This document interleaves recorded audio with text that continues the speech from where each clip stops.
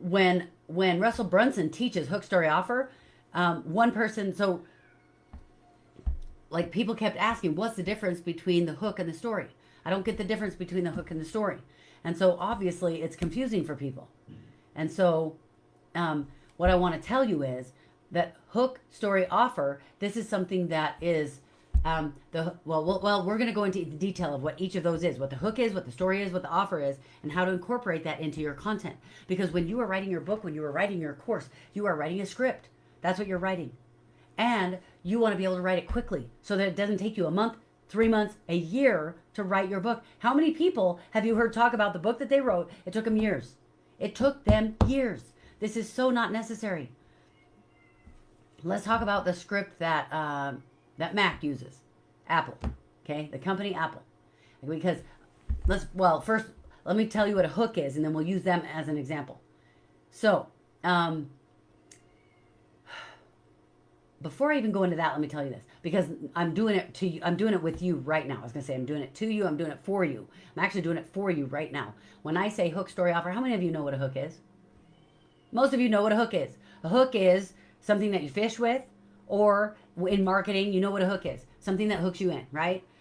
Most people know, they can kind of figure out what that is. But when you introduce a word that you are going to like talk about that can be part of the content you create, when you introduce a word, define the word you introduced instead of assuming that everybody knows what it is. Everybody already knows what it is. Do you know what mastery is? How many of you know what mastery is? Raise your hand. Wave your hand in the comments. How many of you know what mastery is? Well, you guys know what mastery is. You guys are smart. I know you're smart. So why at the beginning did I introduce it and I described what it meant?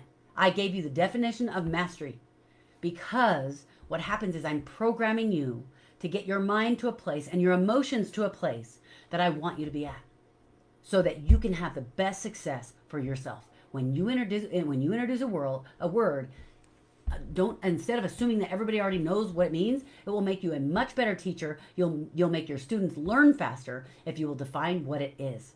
I'll say things like I was highlighted in a magazine. They're going to put me on the cover of a magazine, and they asked me to do an article. So I was in the article I was writing, and they wanted it to be about manifestation. So I'm talking about manifestation, and to me, that's a woo-woo word that somebody made up, and we know what it means. It means that you thought about something, you made it happen. And so in my article, I say, when I'm talking about what do I mean when I say manifestation? Because I brought up the word manifestation. What do I mean when I say manifestation? When I say manifestation, I mean one thing. I mean one thing and one thing only, and it means this: to produce results. So now we're on the same page. Do you see how that makes me a better teacher, helps my students learn faster, because now they're on the same page with me. So that now when I continue to talk about manifestation and I build on that topic, now what happens? Now all of a sudden, they're able to build with me. Instead of back at the beginning going, yeah, but manifestation is this, and and maybe arguing in their head about my definition of manifestation. If I don't explain what manifestation is, and I start acting like it is this one thing, then people argue in their heads about it. They can't even let it go, and then they can't listen to what you're talking about. But if I explain, when I say manifestation, this is what I mean. They can't argue with that. When I say manifestation, this is what I mean. Now they're like, oh, okay, that's your definition of manifestation. If you're saying that's your definition, then, oh, that makes sense. Now they can let go of those arguments and the extra conversations that are going on in their head so that they can learn better. Okay? So a hook is an asset that stops you in your tracks and changes the direction of your attention. You might be scrolling down. How many times? This just happened to me yesterday, probably 3 times. I got on my phone. I was needing to find specific information for something I was working on for my business. I was looking for information, and I saw, oh, my son texted me. Oh, I wonder what, or like I saw a picture of my granddaughter.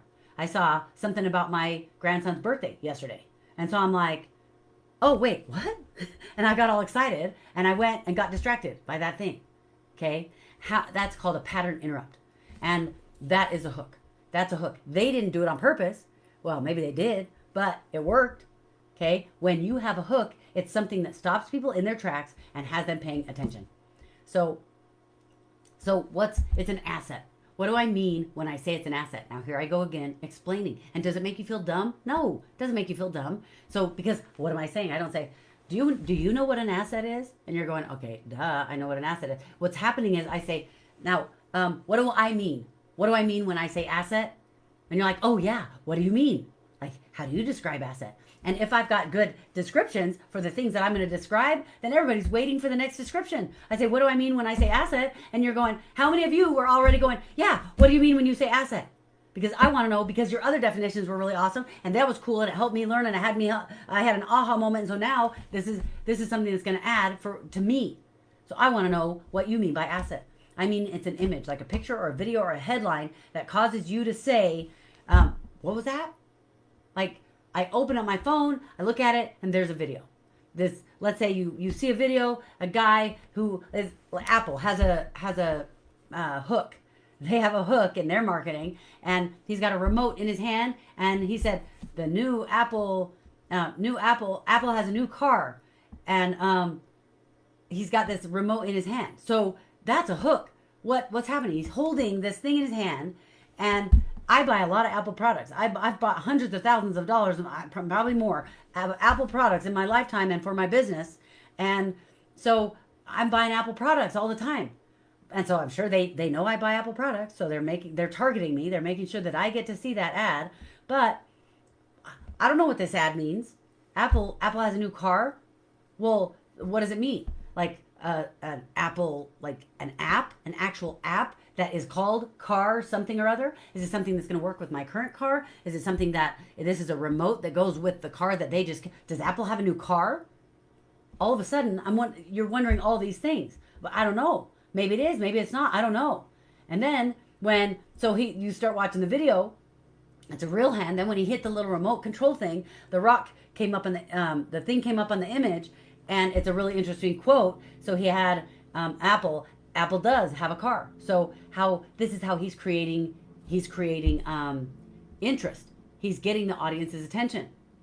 And basically that ad is going to make people ask questions. They're going to say, I wonder how much that's going to cost.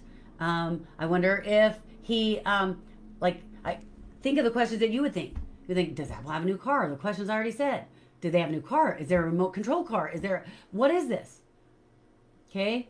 But a hook is an asset that stops you in your tracks and changes the direction of your attention. So people who that marketing comes up in front of them, they weren't planning on looking at that day. They didn't wake up that morning and think, okay, I'm sure there's an Apple ad that's going to come up in front of me today, and I've got all the time in the world, so I'm going to look at that ad. No, they're thinking, I don't got time. Ain't nobody got time for this. How many of you have seen the ads in Facebook where with Elon Musk? In the video, Elon Musk has videos out there that are amazing hooks for the things that he creates. Okay, so you've got to create a hook that makes people stop in their tracks and makes them give you attention.